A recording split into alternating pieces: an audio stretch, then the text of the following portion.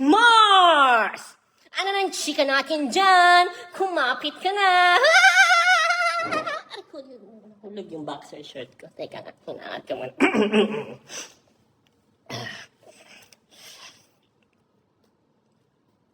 According kay Bea Bunda. According kay Tito Boy, kay Boy Abunda na kay Panginoon ng show business, mga chismisan. Wala na daw yung dalawa. Compare 100%. Hiwalay na daw sila ngayon. Ngayon, si Dom, tinatry niyang habulin si Bea at maayos pa ang lahat. Pero hindi ko yung gusto. Diba? Gusto ko yung naghiwalay na sila. Pero according nga kay Tito Boy, kay Bea Bunda, hinahabol pa si Bea. Si Bea daw, gusto pa daw maayos. Ang tanong ng bayan! Pero bago tayo dumating doon, commercial muna. Nangyari, naisoli na daw ni Bea yung engagement ring kay Dom. Eto na, ang tanong ng bayan. Bakit naghiwalay?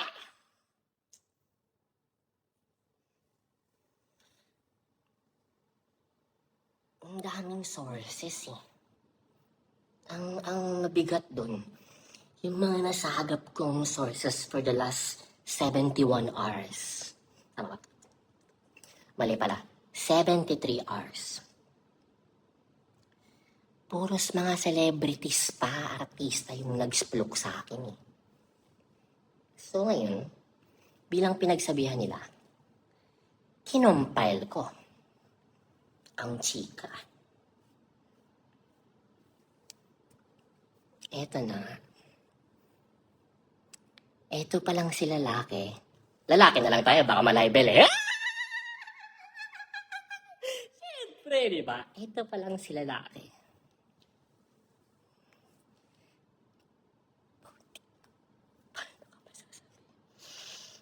Baby, are you okay? You okay there? Okay. Okay, okay. Eto pa lang si lalaki. According sa ating mga sources ng mga kapwa nila artista and celebrities, ha? Grabe palang.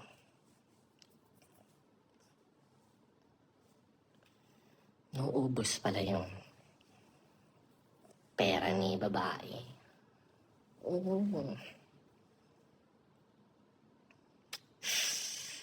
Para bang, well, sabi nila, pag true love, gagastusan mo talaga, no? Yan ang sabi. Pero, grabe na daw eh. Lahat na lang daw si babae. Yan ang sabi ng mga artista. Hindi natin alam. Yung dalawa lang talaga nakakaalam yan, ha? Pati daw yung nanay ni babae na papaikot-ikot ni lalaki. Iayos ko yung eyeballs ko para kunyari, baka i-psychological camera nyo ko eh. Diba? Eto pa ang tanong nyo. Eh kung tumagal naman pala sila ng ganun yung setup na gumagastos lagi si babae, sa lahat-lahat, mapatravel, travel dito, travel doon. True love talaga. Kung si babae yung may pera, wala namang mali doon. Gender equality tayo dito. Wala mo nakikitang issue doon. Pero ang tanong, bakit ba talaga biglang naghiwalay kung okay naman lahat? Siyan, may third party daw ba? Wala daw eh. At ang chika pa nga sa akin, ito atin-atin na lang ha. Huwag nyo lang sana masabi sa iba. Baka kasi makalabas pa. Sana kung itong chismis na sasabihin ko next, i-keep mo na lang sa sarili mo. Baka may makarinig pang iba dyan, ha? Kung magkaroon daw sakali man, no, na magkaroon ng third party ang relasyong to, hindi daw babae yung magiging third party. Daw, ha?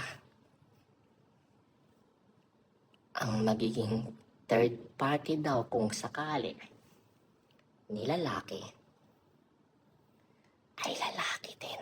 Nachismis lang sa akin, ha? Huwag na lang sana ipakalat sa iba. Lalaki din daw kung sakali man. Eto malupit dyan. Nagpunta na nga sila ng Europe eh. Bakit ka mo? Doon yata nila gusto magpakasal. Supposedly. Well, dami naman pera si babae. Why not?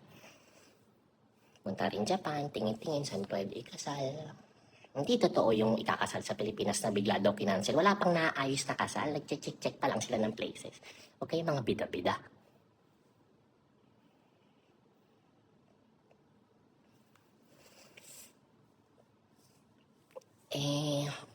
Napagkasunduan yata na bago ang kasal. Na ito napansin ko lang din sa pananalita ni Tito Boy, no? Pansin ko lang. Parang hindi maka-all in si Tito Boy. Oo, parang hindi siya maka-all in. Parang hindi masabi lahat-lahat. Pero nung inanalyze ko, pinanood ko ng 7 beses yung sinabi. Pinanood ko ng 7 beses. Lalakas ako yung boses ko, ha? Ito na kasi isplukan, eh. Bakit ang hina ng boses ko? Pinanood ko kasi ng 7 beses.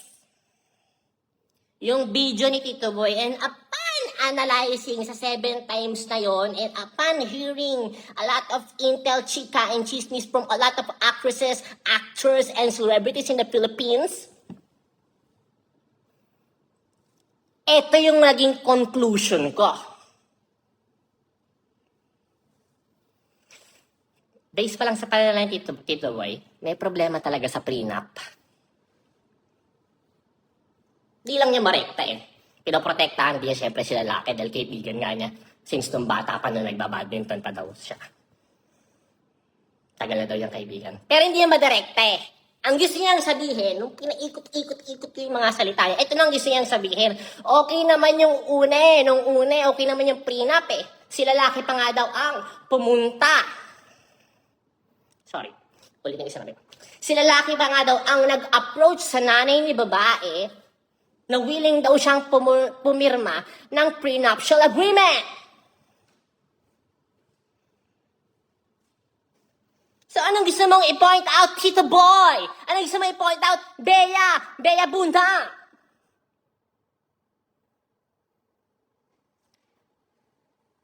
Na biglang nagbago yung ihip ng hangin. Na biglang nung magpipirmahan na ng prenup, ayaw nang pumirma ni lalaki. At bakit? Yan ang hindi ko alam. What if Mars? What if yung pag-approach ni lalaki sa nanay ni babae na willing daw siya noon pa na pumirma ng prenup ay play lang pala? What if bilang isang marites, what if ito pala isang parte ng malaking master plan?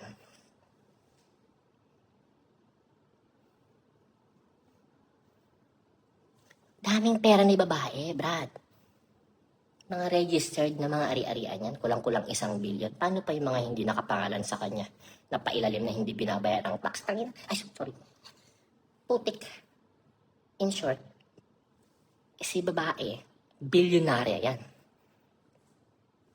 Kung ang declared na ari-arian mo is kulang-kulang 1 billion, ano pa yung mga undeclared na iniiwasan mo ng taxation? So, to summarize ang buong pangyayari, okay sana ang lahat. Yung buong relasyon nila, okay sila as boyfriend and girlfriend.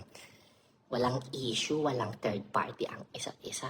Ang naging problema, yung marriage itself.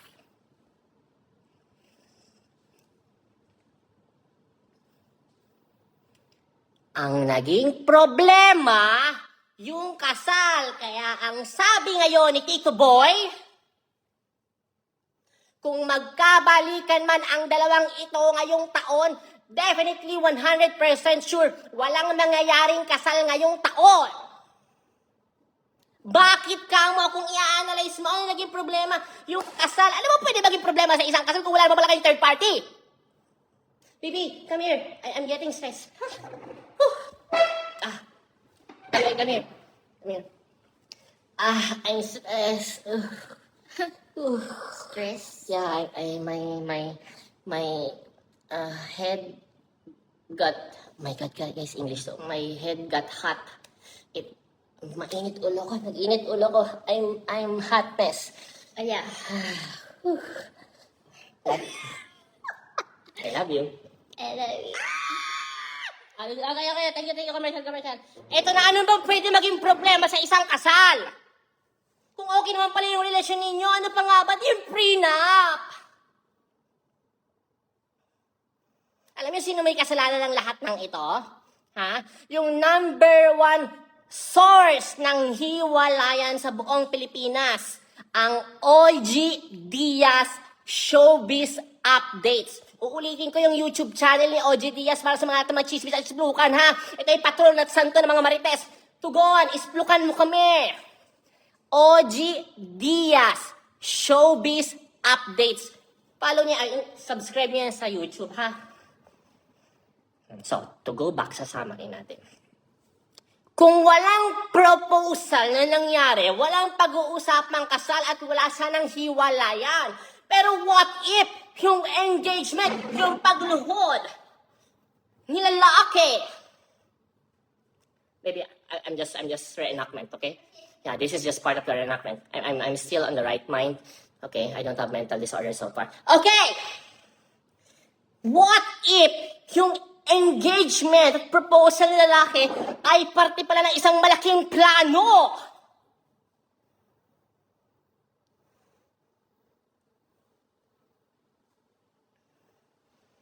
Para kunin ang kalahati ng yaman ni babae. Ayan ang hindi natin sure. At silang dalawa lang makakasagot niya na tayo mga marites ay puro espekulasyon lamang.